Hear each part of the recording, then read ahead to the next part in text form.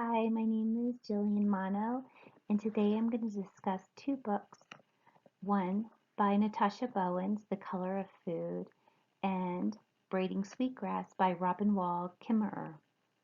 There are many books written on food, the food movement, and sustainability.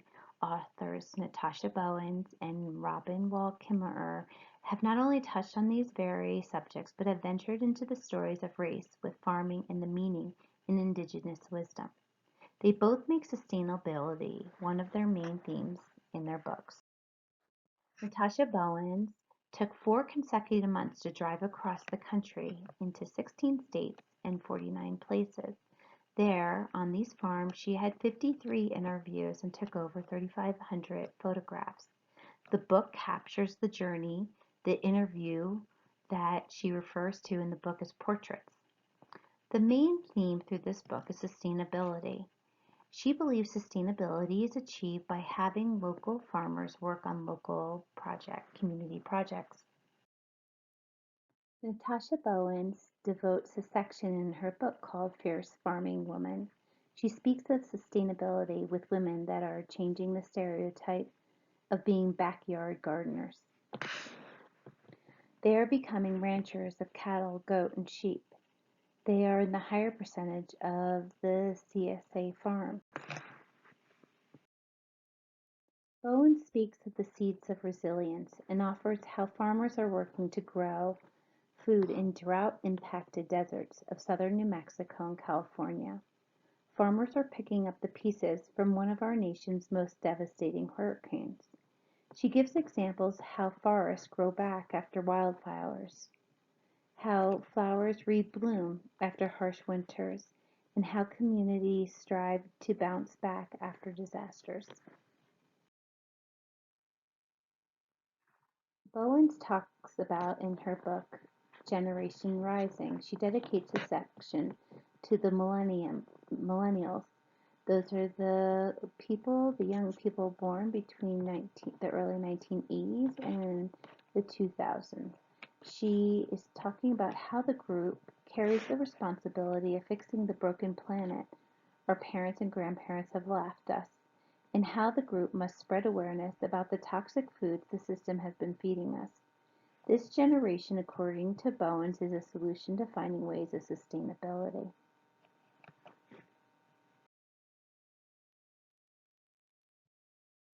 The main themes for braiding sweetgrass are reciprocity, which entails a human relationship with the earth, whereby humanity gives back what has been given. Gratitude. This is Kimmerer's solution to help heal the broken relationship with the earth. She believes that gratitude is the missing piece. Ingenuity and reconciliation explores the concept of belonging and considers the possibility of uniting indigenous culture with society to find positive solution for the Kimmer's main characters in Braiding Sweetgrass include Sky Woman, and Sky Woman, according to the Ashwambi lore, was the first human being on the earth. Having fallen from the sky, she makes a home for herself and humanity on Turtle Island. She is a model for the themes of reciprocity and gratitude. Nanabohozo, the Ashambi mythology, the first man, and the final being in creation. His journey takes him from a sense of being an outsider to a sense of belonging. He is an embodiment of life forces. He strives to bring balance in the world and to teach humans to be human. Wendigo is a hungry, hollow monster whom Kimmerer uses as a metaphor for modern society. He symbolizes greediness with ourselves and overindulgence. Sky Woman who brought plants to the earth is a way Kimmerer teaches us about sustainability. Pecans help feed people during difficult times and help them connect with their culture. The 3 sisters represent corn, bean, and squash. These 3 plants traditionally grown together or traditionally grown together and in that order. Mayan creation stories and dreams of the world in which stories guide people while remaining rooted in science and framed by the indigenous world is very similar to how Kimmerer brings balance between her two worlds. She talks about how wild strawberries remind her to show gratitude and how these gifts are an offering reciprocation. Natasha Bowens and Robin Wall Kimmerer have similar inner conflicts regarding their ancestral backgrounds.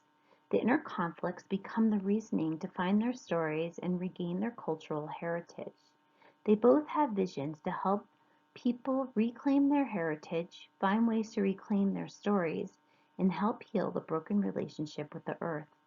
They both were able to find resolution, but they had approaches to changing their perceptions that were different.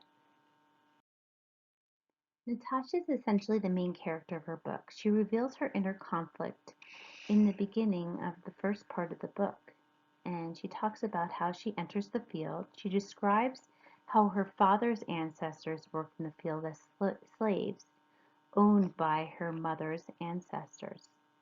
She confides that working in the fields for people of color is often tied to times of traumatic oppression. She, however, finds a sacred place to connect with nature and spirit.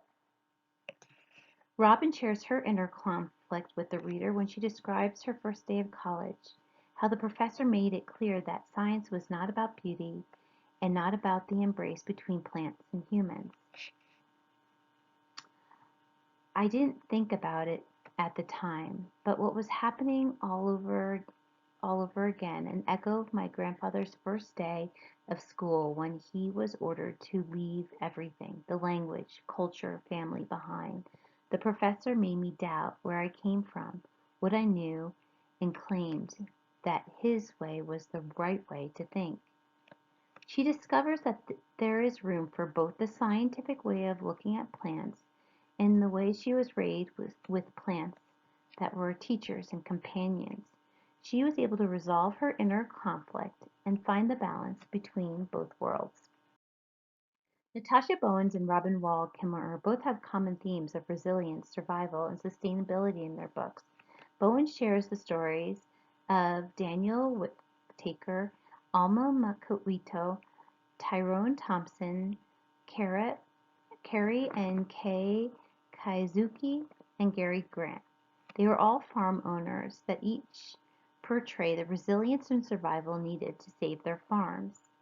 Kimmerer shows in her book examples of resilience and survival in the stories of Sky Woman, the plants, and the animals.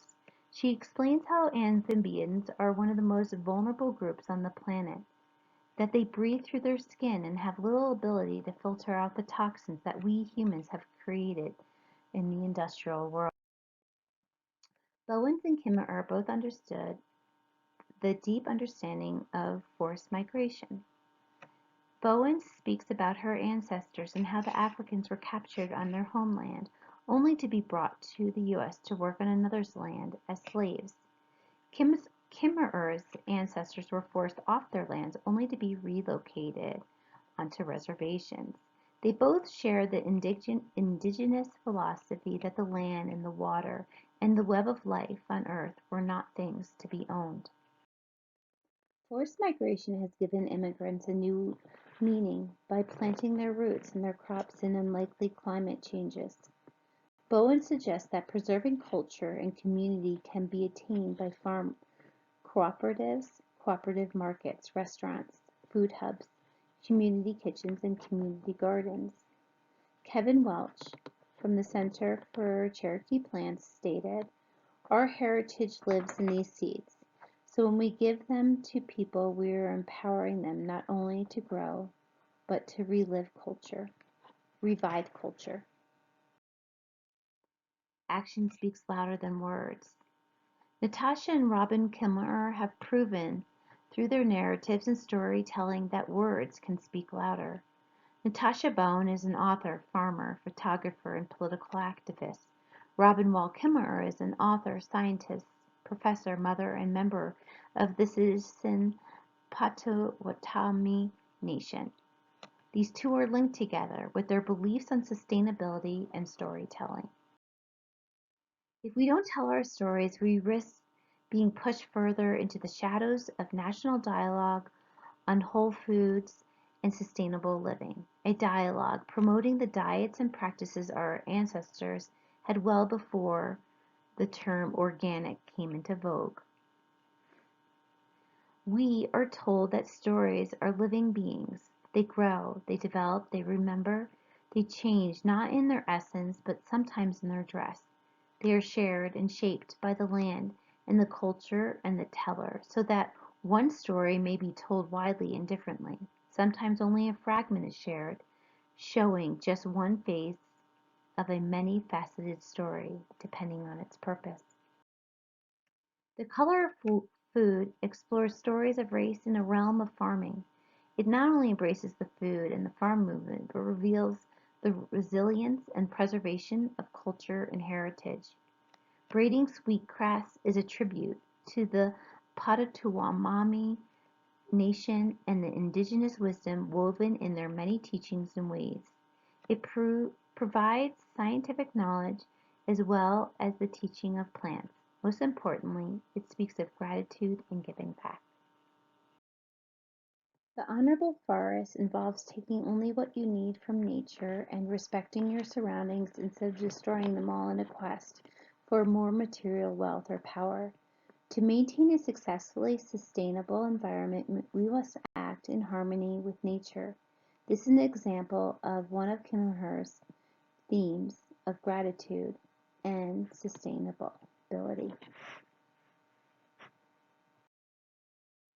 In conclusion, I want to introduce restoration, the act of returning something to a former owner, place, or condition, the return of hereditary monarch to a throne, a head of state to government, or a regime to power. I want to introduce another possible definition in the common viewpoints of Natasha Bowens and Robin Wall Kimmerer. Restoration is the rebuilding, the reclamation, the recovery, the rehabilitation, renewal, and return of one's heredity and agrarian identity. Thanks for listening.